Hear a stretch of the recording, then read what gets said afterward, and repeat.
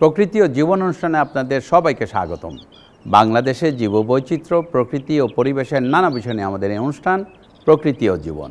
আমাদের জীবন আর প্রকৃতি একে অপরের সাথে গভীরভাবে জড়িত। এর নদ নদী, জলবায়ু, গাছপালা, প্রাণী, আমাদের সাথে এদের সম্পর্ক, সচেতনতা ও করণীয় তুলে ধরতে আমাদের এই অনুষ্ঠান।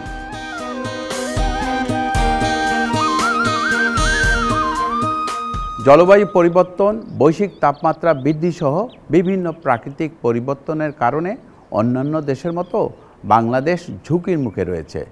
এসব দুর্যোগ মোকাবেলায় উন্নত দেশগুলো বিভিন্ন পদক্ষেপ নিলেও বাংলাদেশের মতো উন্নয়নশীল দেশগুলোর সক্ষমতা তুলনামূলকভাবে কম। তাই প্রাকৃতিক দুর্যোগ মোকাবেলা ও দেশের জীববৈচিত্র্য টিকিয়ে রাখতে বৃক্ষরোপণ গুরুত্বপূর্ণ ভূমিকা পালন করে। আমাদের আজকের পর্ব সবুজে সাজাই বাংলাদেশ নিয়ে। এ বিষয়ে আলোচনা করব ঢাকা বিশ্ববিদ্যালয়ের উদ্ভিদবিদ্যা বিভাগের অধ্যাপক ডক্টর মোহাম্মদ জসিম উদ্দিনের সাথে। তবে তার আগে চলুন দেখে আসি প্রকৃতি ও জীবন দলের সবুজে সাজাই বাংলাদেশ নিয়ে কিছু তথ্য ও চিত্র।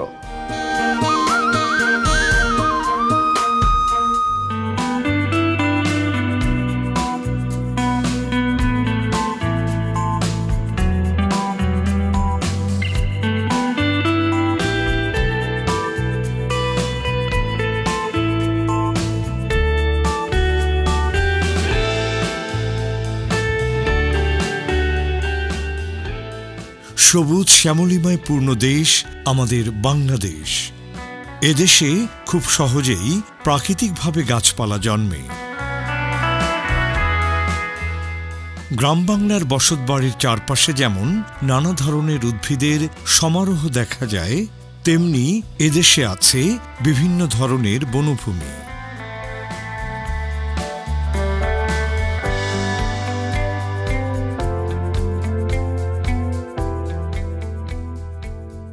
এসব উদ্ভিদরাজি ও বনভূমি বন্যপ্রাণীর নিরাপদ আবাসস্থল।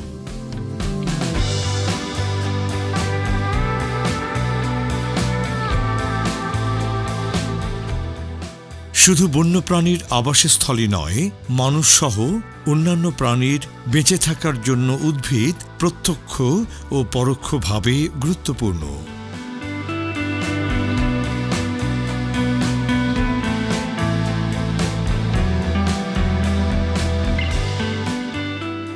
আমাদের জীবনধারণের জন্য অপরিহার্য অক্সিজেনের যোগান আসে গাছ থেকে।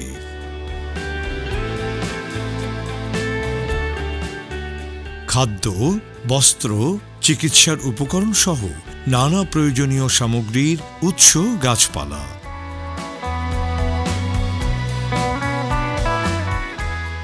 খরা, বন্যা, জলোচ্ছ্বাস, ঘূর্ণিঝড় প্রভৃতি প্রাকৃতিক দুর্যোগ মোকাবেলায় গাছপালার ভূমিকা রয়েছে। বড় বড় বৃক্ষ বজ্রপাত প্রতিরোধে ভূমিকা রাখে। তাই তো গাছপালা প্রকৃতির অমূল্য দান। গাছপালা যুগ যুগ ধরে বাংলাদেশকে সবুজের চাদরে আবৃত করে রাখলেও গত কয়েক দশকে ব্যাপকভাবে ক্ষতিগ্রস্ত হতে থাকে। বসতবাড়ি তৈরি, কৃষিকাজ, শিল্প কারখানা স্থাপন, দূষণ, জলবায়ু পরিবর্তন সহ নানা কারণে প্রাকৃতিক বন, গ্রামীণ ঝোপঝাড় ও গাছপালা কমতে থাকে। একসময় বাংলাদেশের সবচেয়ে বড় বন হিসেবে যে শালবনের সুনাম ছিল, তা বর্তমানে খণ্ড খণ্ড শালবনে পরিণত হয়েছে।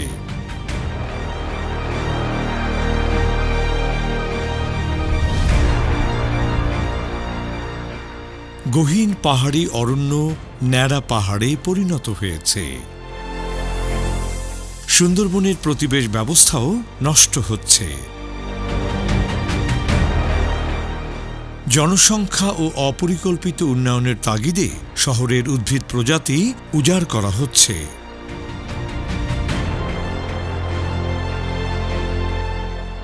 খাদ্য ও আবাসস্থলের সংকটে দেশের সর্বত্র বিভিন্ন প্রজাতির বন্যপ্রাণী বিপদগ্রস্ত। ফলে বাংলাদেশের সামগ্রিক পরিবেশ দিন দিন মলিন হয়ে পড়ছে। বাংলাদেশকে সবুজে সাজাতে নানা কার্যক্রম বাস্তবায়ন করা হচ্ছে।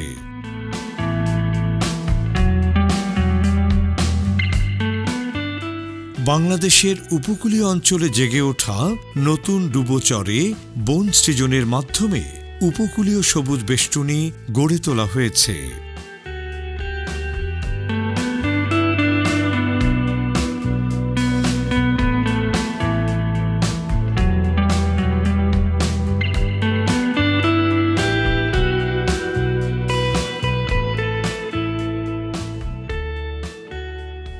অবক্ষয়িত প্রাকৃতিক বনে বৃক্ষরোপণের মাধ্যমে বন প্রতিষ্ঠা করা হচ্ছে। প্রাকৃতিক বনের বাইরে বৃক্ষাচ্ছাদন বৃদ্ধিতে প্রতি বছর ব্যক্তিগত ও সামাজিক উদ্যোগেও বৃক্ষরোপণ করা হচ্ছে। বাংলাদেশে বৃক্ষরোপণের উপযুক্ত সময় বর্ষাকাল। এ সময় বিভিন্ন স্বেচ্ছাসেবী প্রতিষ্ঠান, স্কুল, কলেজ, মসজিদ, মাদ্রাসা প্রাঙ্গণে বৃক্ষরোপণ করে থাকে। এ সময় বিভিন্ন স্বেচ্ছাসেবী প্রতিষ্ঠান, ছাত্রছাত্রী, অভিভাবক, গণ্যমান্য ব্যক্তিবর্গের সক্রিয় অংশগ্রহণে সারা দেশেই চলে এ বৃক্ষরোপণ কর্মসূচি। বাংলাদেশকে সবুজে সাজাতে প্রতি জমিতেও চলে বৃক্ষরোপণ। বৃক্ষরোপণের ক্ষেত্রে সাধারণত ফলজ, বনজ ও ভেষজ এই 3 ধরনের উদ্ভিদকে প্রাধান্য দেয়া হয়। স্থানের ওপর ভিত্তি করে উদ্ভিদ প্রজাতি নির্বাচন করা হয়। কোনো কোনো উদ্ভিদ প্রজাতি রাস্তার ধারে, আবার কোনো কোনো উদ্ভিদ শিক্ষা প্রতিষ্ঠানে রোপণ করা হয়।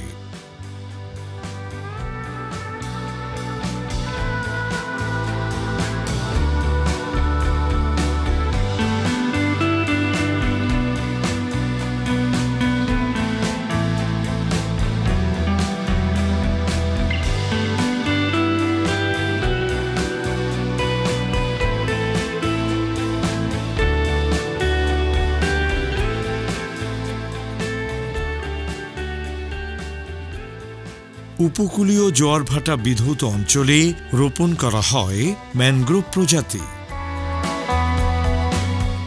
প্রজাতিভেদে উদ্ভিদের রোপণ কৌশল যেমন ভিন্ন ভিন্ন হয়ে থাকে, তেমনি পরিচর্যাতেও ভিন্নতা রয়েছে।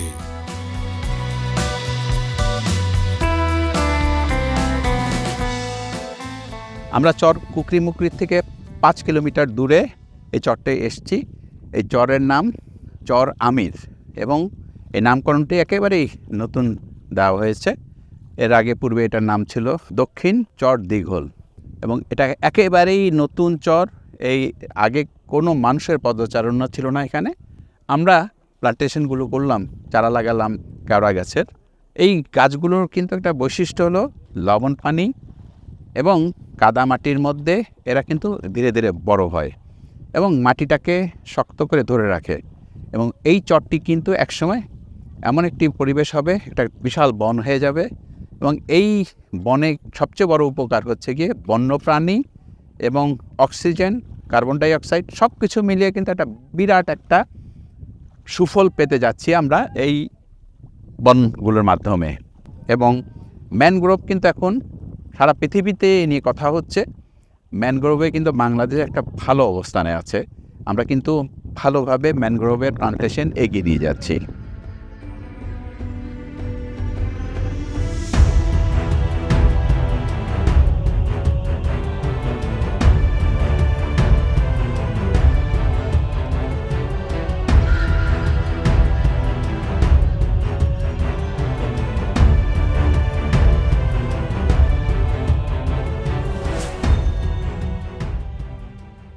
বৃক্ষরোপণের পাশাপাশি বাংলাদেশকে সবুজে সাজাতে ছাত্রছাত্রীদের মাঝে চারা বিতরণ করা হচ্ছে। এসব চারা ছাত্রছাত্রীরা নিজ নিজ বাড়ির আঙিনায় রোপণ করছে।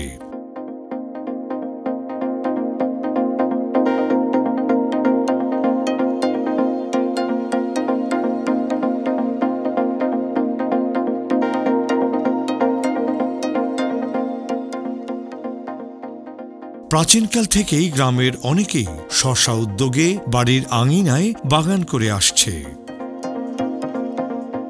এভাবে নিজেদের চাহিদা পূরণের জন্য বাগান করায় বাংলার প্রতিটি গ্রামে সামগ্রিকভাবে গ্রামীণ বন গড়ে উঠেছে।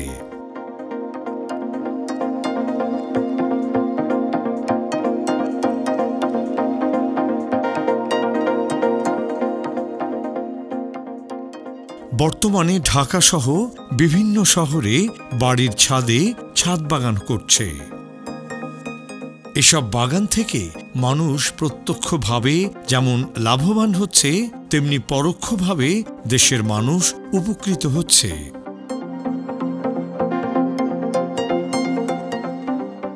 এসব কার্যক্রম বাস্তবায়নের ফলে বাংলাদেশের সর্বত্র বৃক্ষাচ্ছাদনের পরিমাণ বৃদ্ধি পাচ্ছে।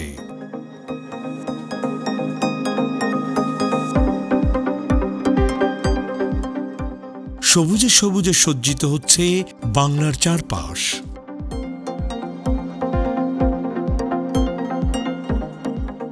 সবুজে সাজাই বাংলাদেশ কার্যক্রম বেগবান করতে আমাদের আরও বেশি উদ্যোগী হতে হবে।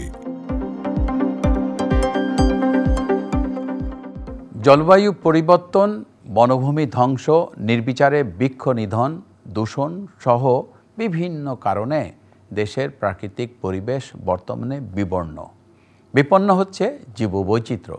তাই দেশের ক্ষতিগ্রস্ত প্রকৃতিকে পূর্বের অবস্থায় ফিরিয়ে আনা সহ বিপন্ন জীববৈচিত্র্য সংরক্ষণে বৃক্ষরোপণ অত্যন্ত গুরুত্বপূর্ণ ভূমিকা পালন করতে পারে। বিভিন্ন শিক্ষা প্রতিষ্ঠান, সরকারি ও বেসরকারি প্রতিষ্ঠান এবং স্বেচ্ছাসেবী সংগঠন এই কার্যক্রমে অংশ নিয়েছে। এই কার্যক্রমের মাধ্যমে দেশীয় প্রজাতির ফলদ, বনজ ও ঔষধি উদ্ভিদের চারা রোপণ ও বিতরণ করা হয়েছে। আর আরেকটি ব্যাপার হচ্ছে, এই গাছগুলো, এই বৃক্ষ থেকেই কিন্তু অক্সিজেন তৈরি হচ্ছে, এই বৃক্ষই কিন্তু কার্বন ডাই অক্সাইড শুষে নিচ্ছে। সুতরাং বৃক্ষের কিন্তু বিকল্প নেই। এই জলবায়ুর যে পরিবর্তন, সেটাকে যদি আমরা কমাতে চাই তাহলে কিন্তু আমাদের সারা দেশব্যাপী বৃক্ষরোপণ করতে হবে এবং আমাদের সবুজে ছেয়ে দিতে হবে সারা বাংলাদেশটা।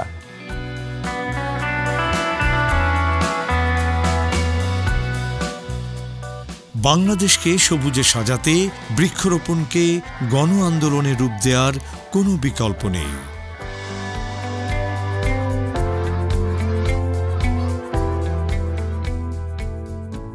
গ্রাম পর্যায়ের সাধারণ মানুষকে বৃক্ষরোপণ সম্পর্কে সচেতন করতে হবে। শিক্ষকদের মাধ্যমে এবং পাঠ্যপুস্তকে বৃক্ষরোপণের বিষয় অন্তর্ভুক্ত করে ছাত্রছাত্রীদের সচেতন করতে হবে।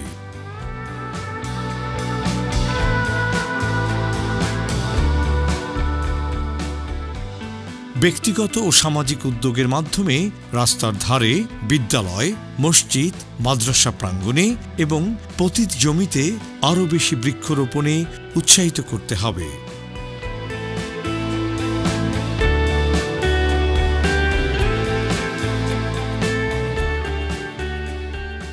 এসব কাজে সংশ্লিষ্ট সরকারি প্রতিষ্ঠানগুলোকে সম্পৃক্ত করতে হবে এবং সম্মিলিত উদ্যোগে বৃক্ষরোপণের ক্ষেত্রে একটি কেন্দ্রীয় নীতিমালা প্রণয়ন করা প্রয়োজন। তবেই ভবিষ্যৎ প্রজন্ম এক সবুজ ও সমৃদ্ধ বাংলাদেশ পাবে।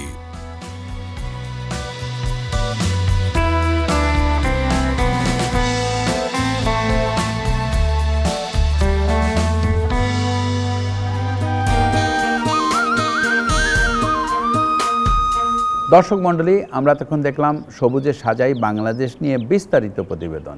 এবার কথা বলবো আমাদের আজকের অতিথি অধ্যাপক ডক্টর মোহাম্মদ জসিমউদ্দিনের সাথে। কেমন আছেন? আলহামদুলিল্লাহ, ভালো আছি। আপনি ভালো আছেন? হ্যাঁ, উদ্ভিদ নিয়ে অনেক কাজ করেন এবং আপনি শিক্ষকতাও করেন। আমাদের একটু বলবেন জলবায়ুর যে পরিবর্তন এবং প্রাকৃতিক যে দুর্যোগ মোকাবেলায় আমাদের এই বৃক্ষরোপণ কেন এত গুরুত্বপূর্ণ? কারণ হচ্ছে বৃক্ষের সাথে অনেকগুলো সার্ভিস জড়িত। আমরা যদি কোনো একটা জায়গায় যদি বৃক্ষ থাকে, নদীর পাড়ে যদি বৃক্ষ থাকে, তাহলে ভাঙনটা সে রোধ করতেছে।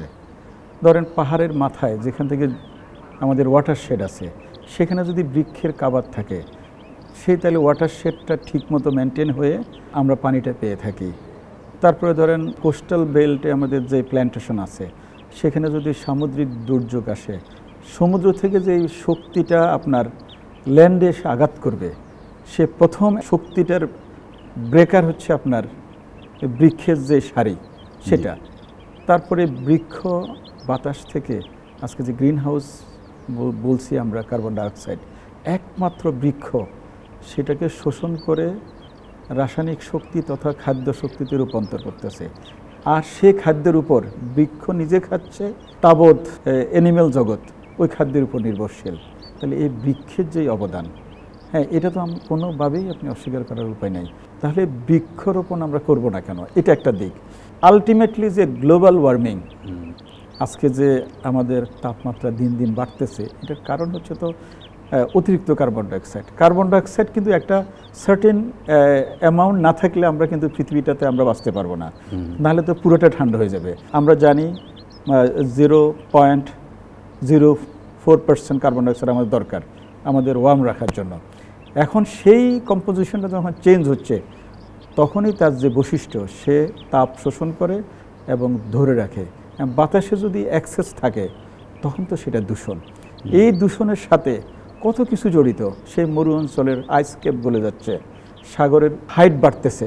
তা হাইট বাড়লে হচ্ছে কি, বাংলাদেশের মতো কোস্টাল যে সকল দেশ আছে সেগুলোর জন্য হুমকি হয়ে যাচ্ছে, সেগুলোর অস্তিত্ব হুমকি। সেখানে বড় ধরনের জলোচ্ছ্বাস হতে পারে, তাদের সেই এলাকা ডুবে যেতে পারে। তার সাথে সাথে যে ক্লাইমেট রিফিউজি যে মানুষগুলো কোস্টালে আছে, সেগুলো আস্তে আস্তে উঁচু এলাকার দিকে মুভ করতেছে, শহরের দিকে মুভ করতেছে, নানা ধরনের সমস্যা তৈরি হচ্ছে। তো সেজন্য আমাদের উচিত এ সকল সমস্যা যাতে না হয়, আমাদের ক্লাইমেটকে ঠিক রাখার জন্য, আমাদের অর্থনীতিকে ঠিক রাখার জন্য আমাদের বৃক্ষরোপণ করতে হবে, তার কোনো বিকল্প নাই। আমার একটা কোশ্চেন আছে এই ব্যাপারে, যে আমরা যে বৃক্ষরোপণ করি এই ব্যাপারে কোন জিনিসগুলোকে বেশি গুরুত্ব দিতে হবে?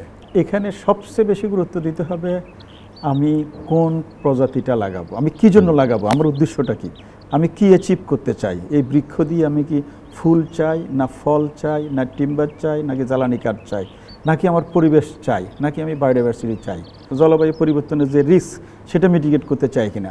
তো এই সকল উদ্দেশ্যগুলো যদি আমার সামনে থাকে তাহলে আমি সেটা অনুযায়ী আমি আমার প্রজাতিগুলো সিলেক্ট করব এবং সেটা অনুযায়ী আমার কোন জায়গায় লাগাবো সে জায়গাটা আমি সিলেক্ট করব। তো সেজন্য এই প্রজাতি সিলেকশনে আপনি প্রজাতির এক্সপার্ট যারা, বিশেষ করে ট্যাক্সোনমিস্ট অথবা বোটানিস্ট, হ্যাঁ, ওনাদের কাছ থেকে আপনাকে অবশ্যই হেল্প নিতে হবে।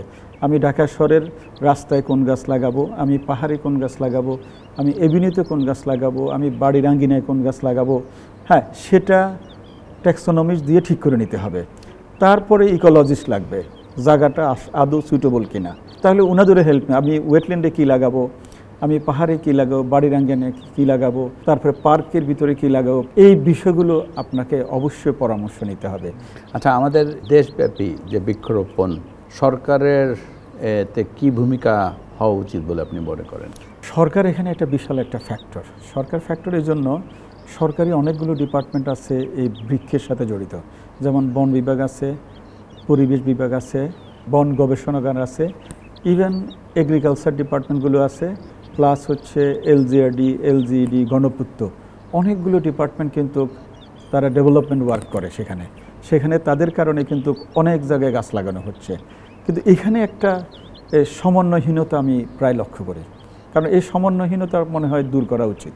পাশাপাশি বিশ্ববিদ্যালয়গুলো, গবেষণা প্রতিষ্ঠানগুলো যেখানে গবেষণা হচ্ছে গাছ নিয়ে, সব মিলিয়ে যদি একটা ইন্টিগ্রেটেড বডি করে দিতে পারত, তাহলে কোন জায়গায় কোন গাছ লাগানো হবে একটা প্ল্যানিং থাকতো, গাছগুলো আগে থেকে সিলেক্ট করা থাকতো। বাংলাদেশে যে 1000 গাছ আছে আমরা সেগুলোকে আবার ফেরত আনতে চাই। 1000 প্রজাতির বৃক্ষ আছে, তো সেগুলোকে যদি আমরা ব্যাক করতে চাই, ওই লিস্ট ধরে তালিকা করে, এই যে আমাদের যারা গাছ লাগায় কনসার্ন যে কয়টা ডিপার্টমেন্ট, সেই কয়টা ডিপার্টমেন্টের মাধ্যমে যদি ধরেন দায়িত্বটা দিই, পাশে বিশ্ববিদ্যালয়ের যারা গবেষক আছে, প্রফেসর আছে, তাদের সাথে মিল করে গাছের তালিকা করে সেখানে বৃক্ষ, মেডিসিনাল, ফল, আপনি যেটাই লাগান না কেন, যাতে এটা সবাই আমরা জানি। তাহলে এটা সরকারের মাধ্যমে করলে এটা সম্ভব। তো সেই জন্য সরকার এখানে বড় ধরনের একটা ভূমিকা পালন করতে পারে। আমরা যে বৃক্ষরোপণ কর্মসূচি করছি একে আরও বেগবান, আরও জোরালো করতে এবং সারা বাংলাদেশটাকে সবুজে সাজাতে কি করা প্রয়োজন বলে আপনি মনে করেন? যেটা আপনি শুরু করছেন, বিশেষ করে স্কুল, কলেজ, স্থানীয় পর্যায়ে লোকজনদেরকে আপনি ইনভলভ করতেছেন, এটা একটি কিন্তু বড় অবদান। কিন্তু কারণ এভাবে মানুষের ভিতর এই যে বৃক্ষরোপণ, এটা একটা আন্দোলন, এটা ছড়িয়ে পড়তেছে। স্কুল পর্যায়ে, কলেজ পর্যায়ে, ইউনিভার্সিটি পর্যায়ে যত বেশি ছাত্রছাত্রী ইনভলভ করা যাবে, তখন দেখবেন যে সাধারণ লোকজনও ইনভলভ হয়ে যাবে। এইভাবে যদি আস্তে আস্তে চলে, তাহলে এক সময় সারা দেশে গাছ ছড়িয়ে পড়বে। আরেকটা কথা আমি বলছি বারবার, 6টা যে মেজর ডিভিশন আছে আমাদের, সেগুলো যদি আমাদের সাপোজ ধরেন চিটাগাং হিল ট্রেক্স, সেখানে চিটাগাং হিল ট্রেক্সের যত গাছপালা আছে একটা গার্ডেন থাকবে, সেখানে গবেষণাগার থাকবে, সেখানে বড় নার্সারি থাকবে, সেখানে কন্টিনিউয়াসলি চারা উৎপাদিত হবে, সেখান থেকে চারা বিতরণ করে সেই এলাকায় আপনি দিয়ে দিবেন।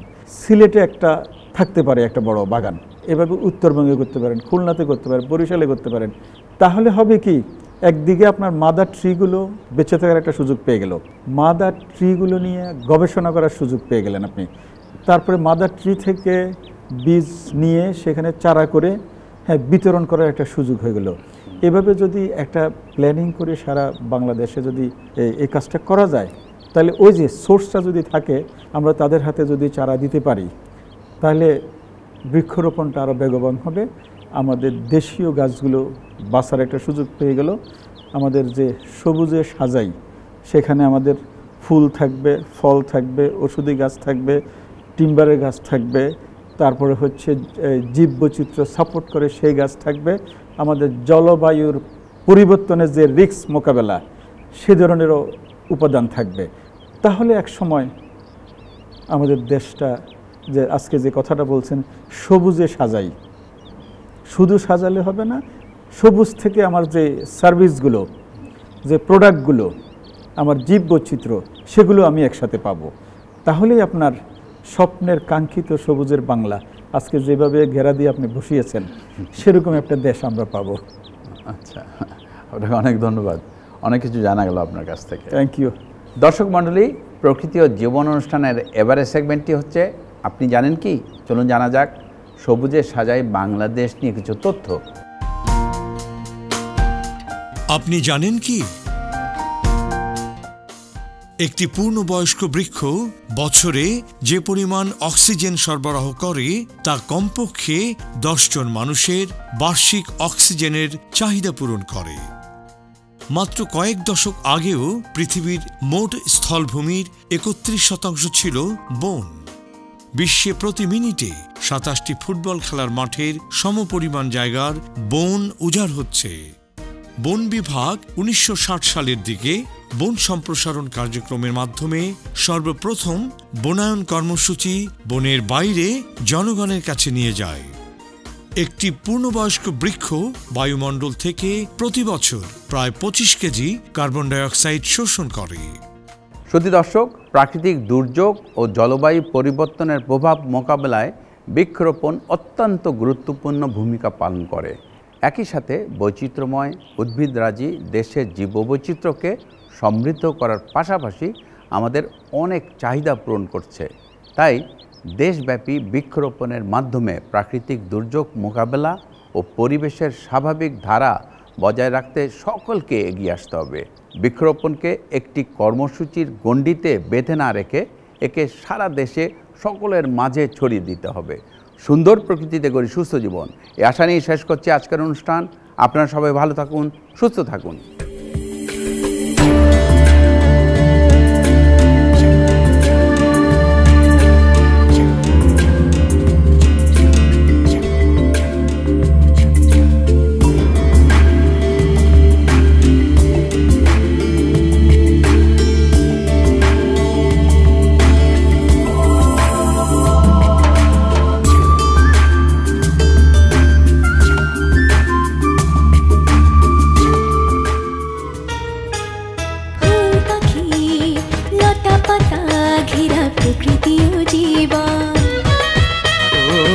সুন্দর পৃথিবী মায়াময় প্রকৃতি বাসবো ভালো সারাক্ষণ।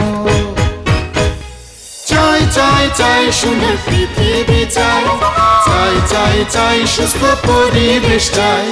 ফুল পাখি লতা পাতা ঘেরা প্রকৃতি ও জীবন।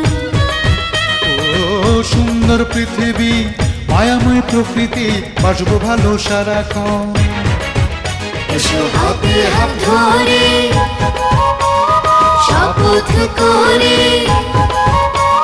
সুন্দর সুস্থ পরিবেশ গড়ি, সুন্দর সুস্থ পরিবেশ গড়ি, সুন্দর সুস্থ পরিবেশ গড়ি।